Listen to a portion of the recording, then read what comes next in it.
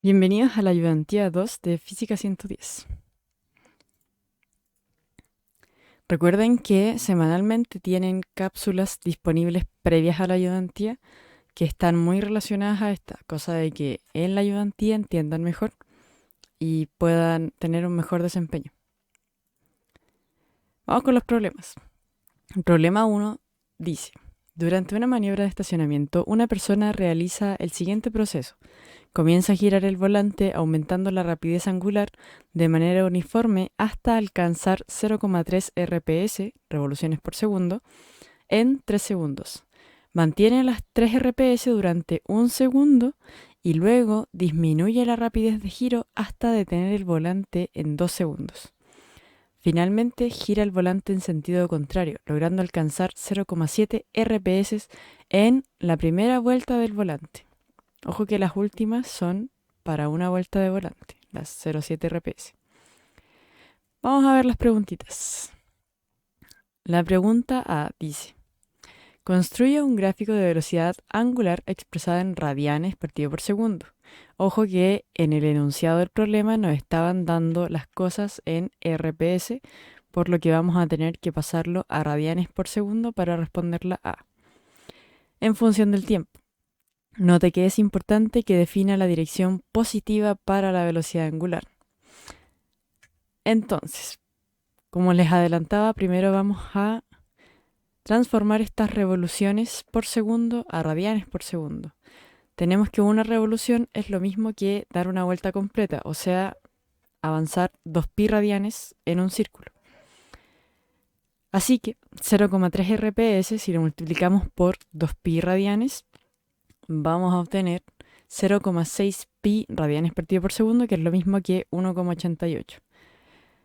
Ahora si transformamos los 0,7 RPS, nuevamente vamos a tener que multiplicar por 2pi para transformar a radianes partido por segundo, lo que nos va a dar 4,4 radianes partido por segundo.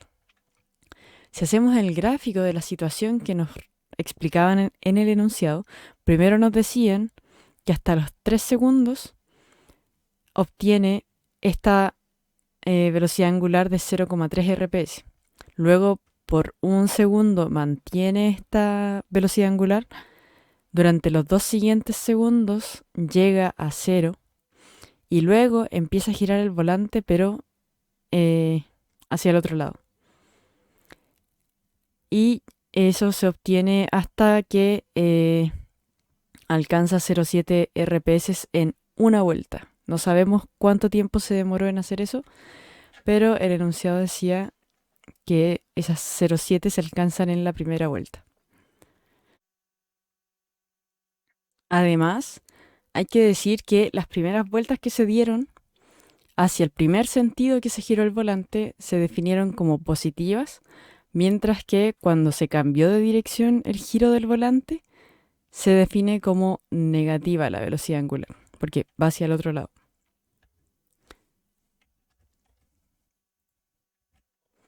Para la letra B, nos piden: determina el instante en que la persona termina la maniobra. Vamos a determinar cuánto tiempo se demora en llegar hasta 0,7 RPS. ¿Cómo hacemos eso? Notemos que lo que conocemos de este último tramo es que se demoró una vuelta entera en llegar a estas 0,7 RPS. Y esa información se obtiene del área del gráfico. Si multiplicamos velocidad angular por tiempo, se nos va a cancelar la unidad de tiempo y nos va a quedar solamente la unidad de radianes.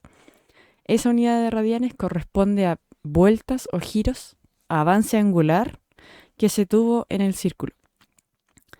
Por ende, es lo mismo que se puede relacionar con las vueltas. Vamos a calcular entonces el área. ¿Cómo calculamos el área de este triángulo pequeñito que está aquí? Tenemos que calcular la diferencia entre el 6 y el tiempo t que no conocemos. Para ello vamos a definir un tiempo t' que corresponde a esta diferencia, o sea, a la base del triángulo. El área, como les adelantaba, tiene que ser 2pi, porque dice que se dio en una vuelta. Y sabemos que la altura de este triángulo mide 1,4 pi. Así que si multiplicamos base por altura y dividimos en 2, como es el área de un triángulo, nos va a dar que esto tiene que ser igual a 2pi, que es el cuánto avanzamos durante ese periodo de tiempo. O sea, una vuelta.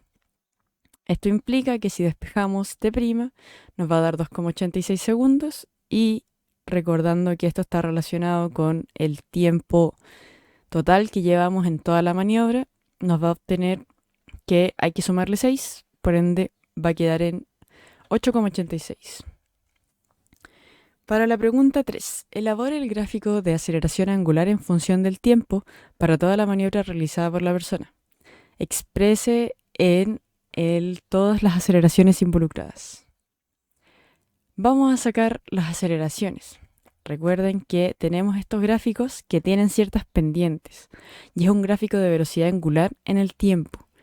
Si el gráfico empieza a presentar una pendiente, quiere decir que su aceleración angular es distinta de cero. Para el primer tramo tenemos que la variación de velocidad, esta variación de velocidad ocurre en esta variación de tiempo, por ende la pendiente de este gráfico va a representar la aceleración angular. Como la sacamos, dividimos la variación de velocidad entre la variación de tiempo y obtenemos 0,2 pi radianes partido por segundo al cuadrado. Para la aceleración angular 2, recuerden que se mantiene esta aceleración, esta velocidad angular. Por ende, no tenemos aceleración angular, mientras que para el tramo que tenemos acá, tenemos nuevamente aceleración angular y nuestra variación de velocidad ahora es negativa porque la velocidad angular está disminuyendo y la pendiente está bajando. Y la variación de tiempo es 2. Así que la aceleración va a ser negativa, o sea, en contra de lo que nosotros habíamos definido como positivo. Y va a ser de 0,3 pi radianes partido por segundo al cuadrado. Para el último tramo tenemos que lo que varía es los 0,7 RPS que habíamos pasado radianes partido por segundo en un tiempo de 2,86, que es lo que se demora en la última vuelta. Esto nos da un valor de 0,49 pi radianes partido por segundo negativo. Nuevamente, aumentamos la velocidad angular, sin embargo, fíjense que la pendiente del gráfico es negativa. También lo pueden ver como que la variación de la velocidad se calcula como final menos inicial. Para el caso del primer tramo, la velocidad angular final, la que tenemos en el punto 3, es de 0,6 pi, mientras que la inicial es de 0. Mientras que en el caso contrario de estas pendientes que son negativas, tenemos que la velocidad final en el tiempo 6 es 0, mientras que en el tiempo 4 era 0,6 pi. Si restamos final menos inicial, vamos a obtener 0 menos 0,6 pi, y eso nos da el valor negativo que habíamos dicho. Mientras que en este tramo velocidad final es menos 1,4 pi y la velocidad inicial es 0. Como por nuestro sistema de referencia esta velocidad ya era negativa, eso es lo que le da el signo a la aceleración angular. Y si graficamos todos estos valores, notamos que esa aceleración angular es constante para cada tramo calculado. O sea, la pendiente no varía. La última pregunta del problema 1 nos pide calcular el número de vueltas que completa el volante durante la maniobra. Según el gráfico de velocidad angular, tenemos que todo lo que recorrimos, todas las vueltas que hicimos, están relacionadas con lo que se avanzó angularmente, tal como lo hicimos para el área 4, que la relacionamos con la vuelta en que se demoraba en llegar a los 0,7 RPS. Por ende, nos falta sacar cuántas vueltas hizo en estas primeras 3 áreas del gráfico. Cuánto ángulo se avanza por cada tramo a esa velocidad angular. Para el área 1 entonces tenemos un triángulo que tiene base 3 por el tiempo, tiene altura 0,6 pi y como es un triángulo hay que multiplicar por un medio. Esto nos da un total de 0,9 pi radianes. Recuerden que la unidad del tiempo se cancela. El área 2 hacemos lo mismo, pero esta vez tenemos un cuadrado. Por ende, el ancho es 1 y la altura es 0,6 pi. Eso nos va a seguir dando 0,6 pi. Esta vez en radianes porque se cancelan las unidades. Y el área 3 vuelve a ser un triángulo, hay que multiplicar por un medio. El tiempo que se demora en recorrer eso es 2 segundos. Y la altura del triángulo es 0,6 pi radianes partido por segundo. Cancelan unidades y nos queda 0,6 pi radianes la vuelta que dio. El área 4 ya sabemos que, todos estos cálculos lo habíamos hecho antes para que esa área efectivamente nos dé 2 pi, que es una vuelta. Así que eso ya lo sabíamos por adelantado, pero lo podemos volver a calcular nuevamente. Así que, ¿cómo relacionamos estos radianes a número de vueltas? Vamos a primero sumar todas las áreas que se hicieron en el primer sentido, o sea, las que están en esta parte del gráfico, lo que nos da un total de 2,1 pi radianes. Ahora hacemos una regla de 3. Sabemos que 2 pi radianes están relacionados con una vuelta. Cada vez que yo avanzo 2 pi radianes, doy una vuelta. Así que, ¿cuántos serán 2,1 pi radianes? No sé cuántas vueltas son. Hacemos la regla de 3 y obtenemos que es 1,05 vueltas. Por ende, sabemos que el último tramo que se hizo era una vuelta, las que se había demorado en llegar a 0,7 RPS. Por ende, en total el volante da 2,05 vueltas, que son 1,05 hacia el primer lado y una hacia el otro lado. Problema 2. Una persona corre en el interior de una rueda de radio R igual a 1 metro. La persona comienza a correr desde el reposo y al cabo de 12 segundos logra que la rueda tenga una velocidad angular de magnitud 1,1 radianes partido por segundo, para luego mantener el movimiento de la rueda con velocidad angular constante. Durante todo el movimiento la rueda está conectada a una polea de radio R medios. Lo primero que nos está diciendo el problema es que tenemos una persona que corre en esta rueda que tiene radio 1 metro y al cabo de 12 segundos, o sea, esta rueda parte en reposo, 12 segundos que esta persona se empieza a mover, logra alcanzar una velocidad angular de 1,1 radianes por segundo. Y ahora nos están diciendo que esta ruedita está conectada a otra que tiene la mitad de su radio mediante una correa que no resbala, como se ilustra en la figura. Además, la polea tiene una cavidad, que es este otro circulito pequeño, que tiene el mismo radio que el grande, pero partido en 4. Eso es R. R los definieron antes como 1 metro. ¿Dónde en esta cavidad se va a enrollar una cuerda? Vamos a ver las preguntas. ¿Cómo son la dirección de la velocidad angular y la aceleración angular de la rueda? Notemos que si la persona avanza en esa dirección, su pie lo que va a estar haciendo es tirar la rueda hacia atrás. Como la rueda está tirando hacia atrás en ese punto, o sea, está trasladándose de izquierda a derecha, vamos a decir que esa es su velocidad tangencial. Y si esa es su velocidad tangencial, todos los puntos van a tener como esa velocidad tangencial así. Por ende, si usamos la regla de la mano derecha y seguimos ese movimiento con la mano derecha, vamos a obtener que el pulgar sale de la pantalla.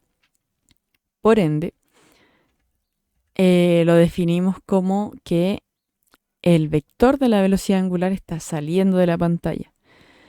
Además, como partimos del reposo y estamos llegando a una velocidad angular mayor, la aceleración angular también va a ser en ese sentido. Además, tenemos que luego de esos 12 segundos la velocidad angular se mantiene. Por ende, la velocidad angular sigue teniendo su misma dirección, sin embargo ahora la aceleración angular es cero. Para la pregunta B nos pide determinar la velocidad angular de la polea al instante 12 segundos. Para ello, recordemos que esto está conectado de esta forma. Sabemos que esta personita logra 1,1 radianes partido por segundo en los 12 segundos. Esto está conectado a la polea, a esta polea. ¿Y qué va a ser lo que se transmita entre la rueda grande y la polea? Es una velocidad tangencial a través de esta cuerda. Como la cuerda es inextensible, o sea, la correa no se va a estirar ni se va a encoger, este punto siempre va a estar a la misma distancia de este otro punto. Por ende, se van a estar moviendo en forma simultánea. Es como que uno escapa del otro siempre a la misma velocidad. Entonces nunca se alcanzan y por ende tienen la misma velocidad. Así que para trasladar la información que tenemos en la rueda grande a la polea, lo vamos a hacer a través de la velocidad tangencial. Vamos a ver que la velocidad tangencial que tiene el monito, o sea, que tiene el punto de la rueda grande, es la velocidad angular por el radio. Conocemos la velocidad angular y conocemos el radio de la rueda grande, así que obtenemos la velocidad tangencial que tiene la rueda y sabemos, como ya les expliqué, que esta va a ser la misma velocidad tangencial que va a tener la polea. Pero el radio de la polea es la mitad del radio de la rueda grande. Eso nos da que su radio es de 0,5 metros. Y para sacar la velocidad angular que tiene la polea, lo que tenemos que hacer es, una vez que tenemos su velocidad tangencial, la vamos a dividir por su radio y esto nos va a dar un valor de 2,2 radianes partido por segundo. Noten que se duplicó el valor de la velocidad angular. Y el radio era 2 veces más chico. Ojo ahí. Obtenga el largo de la cuerda que se desenrolla al instante 12 segundos. Sabemos que la velocidad angular de la polea y la velocidad angular de la ruedita chica que tiene la polea es la misma. Por ende, pero tienen distintos radios. ¿Cómo sacamos cuánta cuerda se está dando, por así decirlo?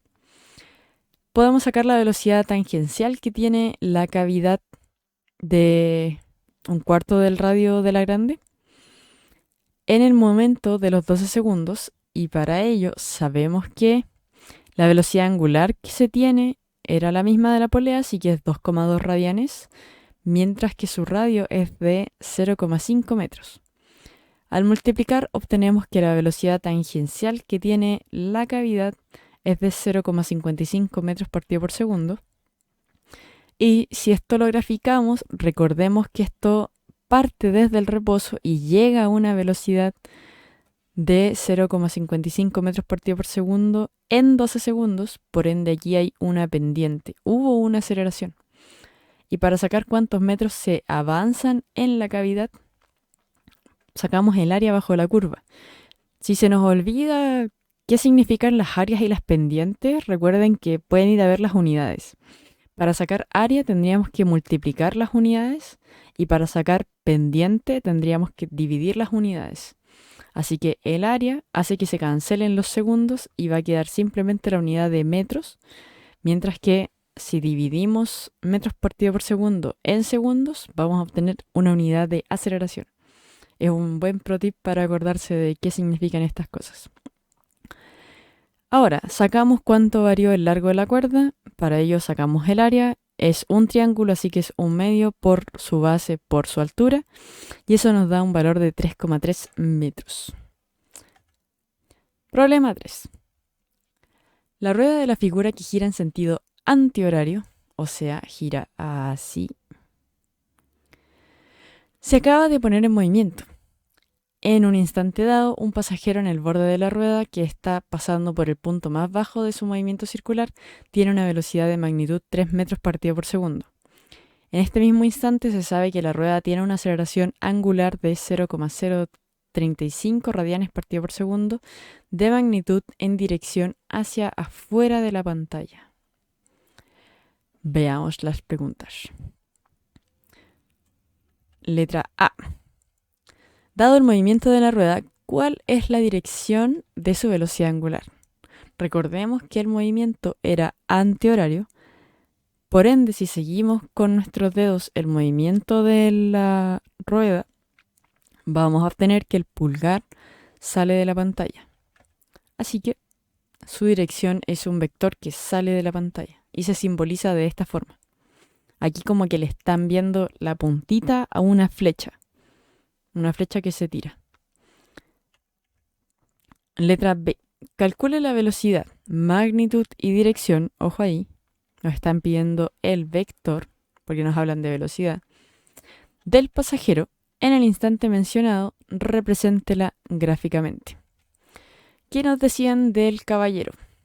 Nos decían que en un instante dado, un pasajero en el borde de la rueda, o sea, a los 14 metros del centro, está pasando por el punto más bajo del movimiento, o sea, acá, y tiene una velocidad de magnitud 3 metros partido por segundo. Ya nos están dando la velocidad. Por ende, tenemos la magnitud de su velocidad tangencial y la dirección de esa velocidad tangencial tiene que ser en la dirección de la tangente al círculo en el punto más bajo y en el sentido del movimiento de esta rueda. Recuerden que al final sentido y dirección se transforman solamente en un puro concepto que es dirección y podríamos decir que en 0 grados, si es que definimos un sistema de referencia cartesiano como siempre. C. Obtenga las magnitudes de las aceleraciones tangencial y centrípeta del pasajero en el instante mencionado. Indique las direcciones de las aceleraciones. Ojo que tenemos una aceleración tangencial. Y esta aceleración tangencial va a estar relacionada con la aceleración angular por el radio. Nos decían que en ese mismo instante en que estábamos analizando del caballero, la rueda tiene una aceleración angular de 0,035 radianes. Así que esa es la aceleración angular que estamos relacionando con el radio. Y simplemente para sacar la aceleración tangencial hay que multiplicar. Multiplicamos y nos da un valor de 0,49 metros partido por segundo al cuadrado. Y ese vector se representa así. Ahora, ojo, hay una aceleración centrípeta siempre que el movimiento sea circular. ¿Por qué? Porque como vamos a tener cierta velocidad tangencial en un punto,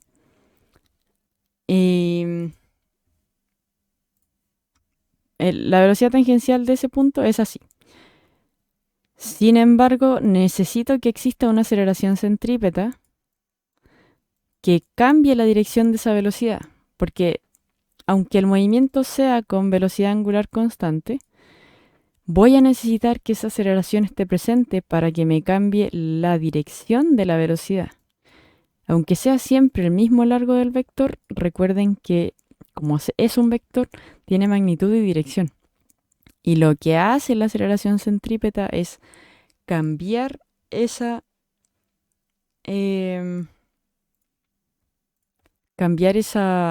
dirección que tiene la velocidad tangencial.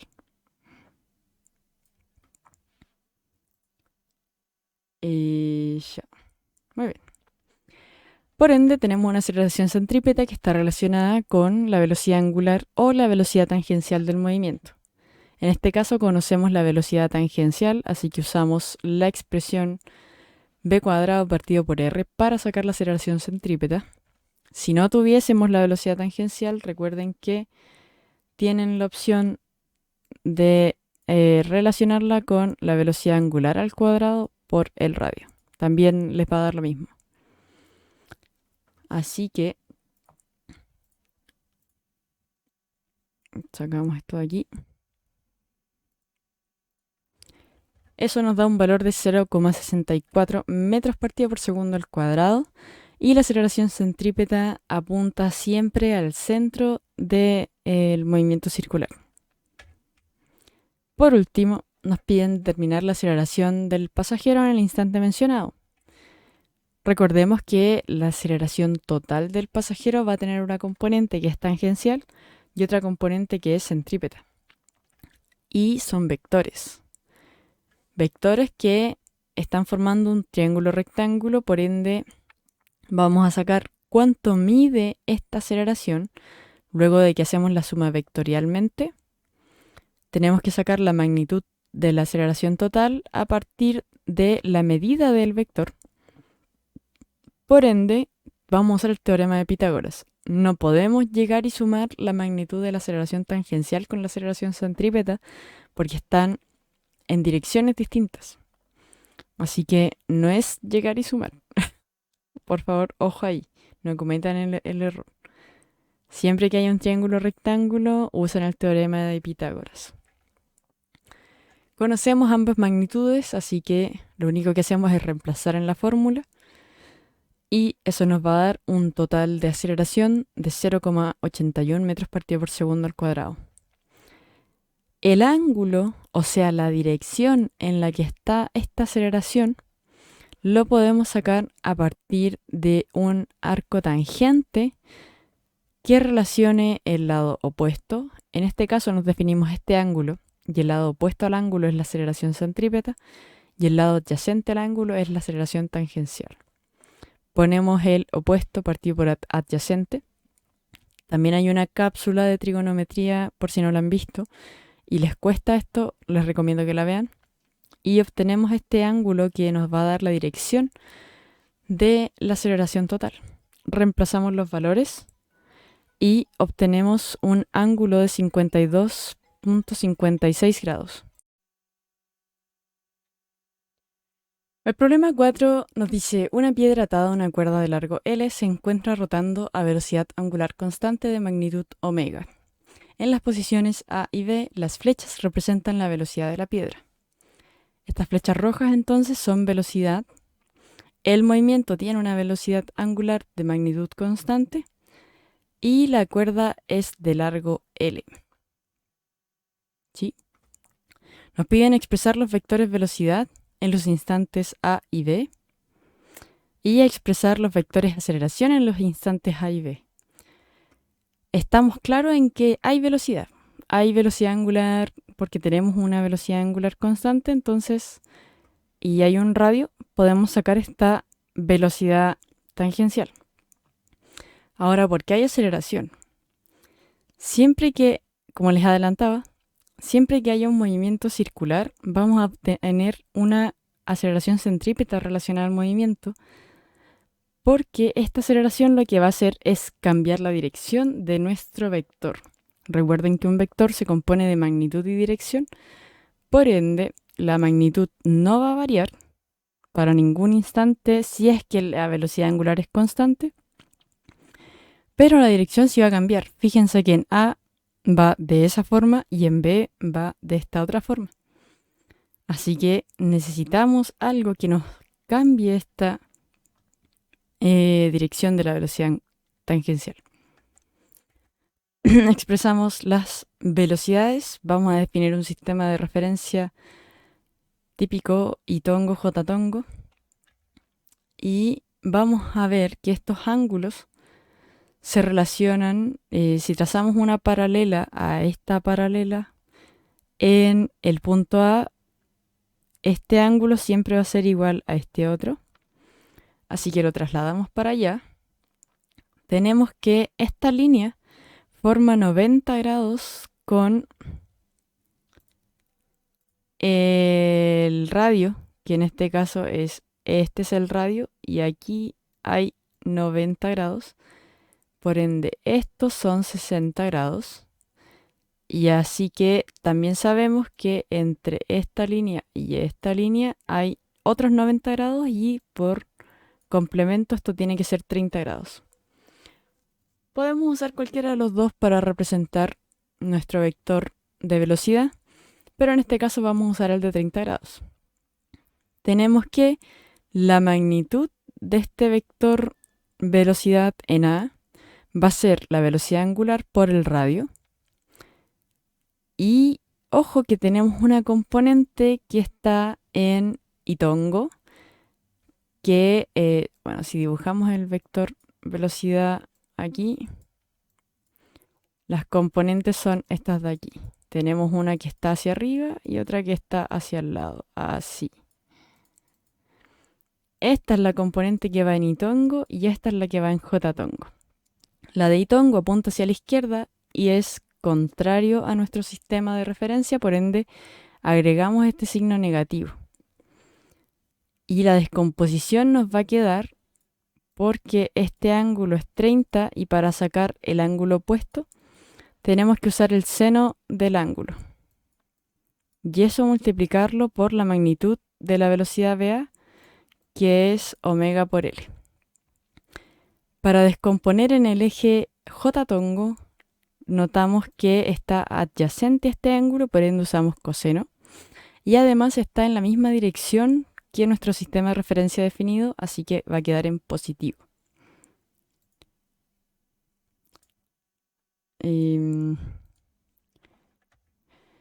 Para la velocidad B, vamos a hacer exactamente lo mismo.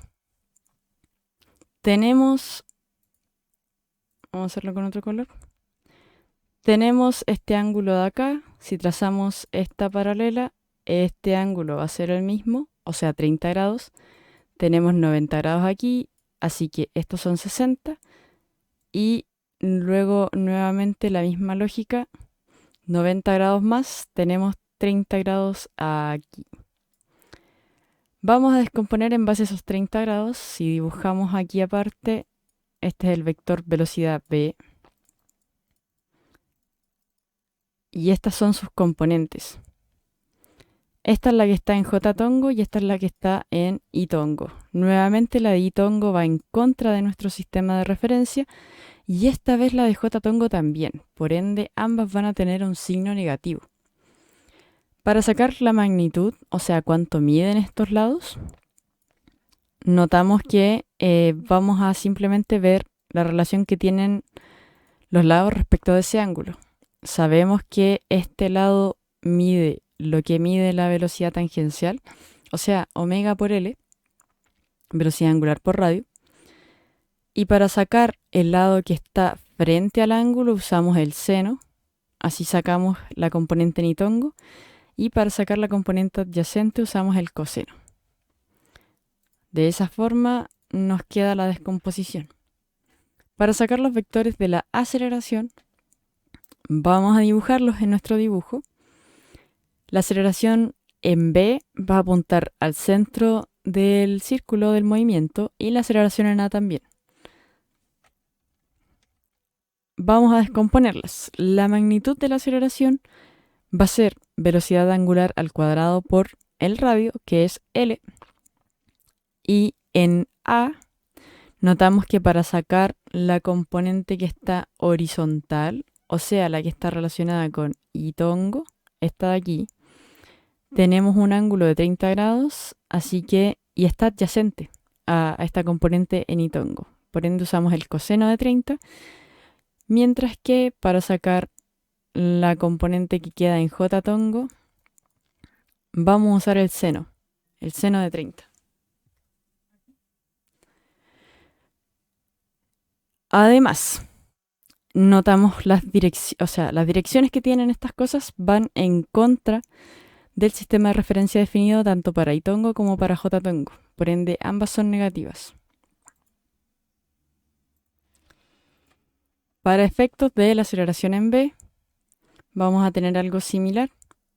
Nos cambia un poquito las direcciones. Notamos que para sacar la componente que está relacionada con I-tongo, esta vez vamos a ir a favor del sistema de referencia, por ende esto va a quedar en positivo.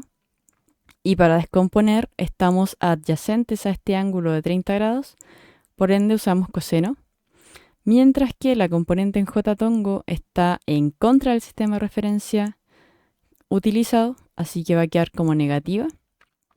Y es opuesta al ángulo que estamos usando, así que la descomponemos con seno. Eso es todo lo que tiene la ayudantía por el día de hoy. Si tienen cualquier duda, vamos a hacer un horario de consulta el lunes. Ahí los vamos a avisar en el mismo correo en que mandemos esto de aquí. Y espero que tengan una buena semana. Un buen fin de semana, en realidad. Nos vemos. Que les vaya bonito, chicos.